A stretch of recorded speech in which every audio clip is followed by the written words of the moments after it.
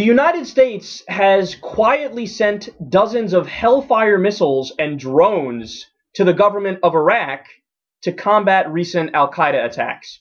Now, again, I'll repeat what I said before.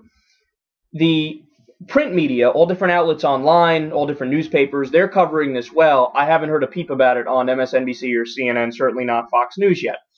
I think this is a rather big story. You know, we're out of Iraq, but they're like, well, send them more weapons because we're afraid of all the violence that's going on there. So far, the violence in the year 2013 has claimed 8,000 Iraqi lives.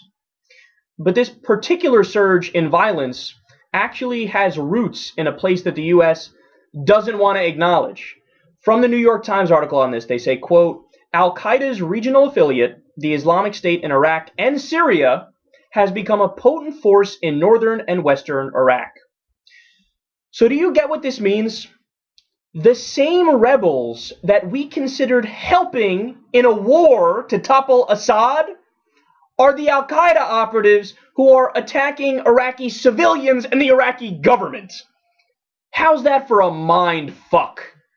So a few months ago, we're talking about sending arms to these guys, the rebels in Syria, which was about 50% Al-Qaeda at the time. Now it's about 75% or more. The Free Syrian Army, the only secular part of it, fled and went to Turkey, okay? Now that group is killing civilians in Iraq. You want to talk about creating a monster? We were about to give guns to Al-Qaeda. Whatever happened to the war on terror? Yes, we will fight the war on terror for over a decade until we think it's politically convenient to actually help the people we're supposed to be fighting because we don't like Assad and we want to topple his government so that we can gain access to that region of the world and create a pipeline that we want there and be an imperialist like the U.S. always is. So not only that, but there's basically a religious civil war going on in Iraq.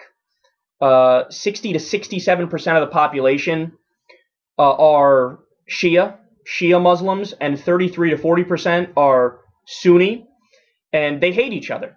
And they're fighting a war, not to mention the Kurds in the north as well. They don't get along either. So Iraq is really like three separate countries. It could be broken up into three separate ones. The Kurds in the north, and you split up for the Sunnis and the Shias. And they're going to keep going at it, man. They're going to keep going at it. There's no end in sight. So sending weapons is a horrible idea.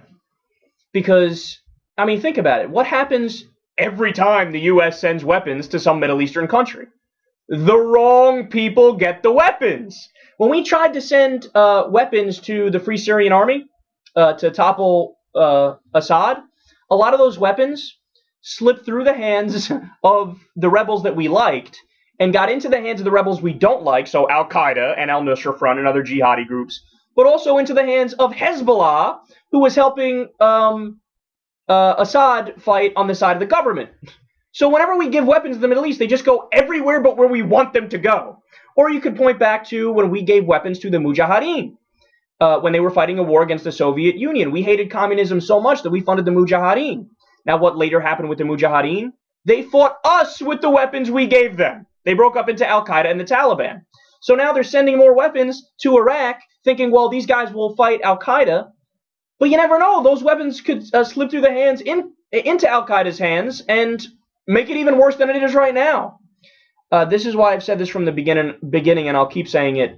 Let's mind our business. It's not that difficult. Not that difficult. And a majority of the American people are with me. And last time I checked, we did live in a representative democracy. So that's what we should do.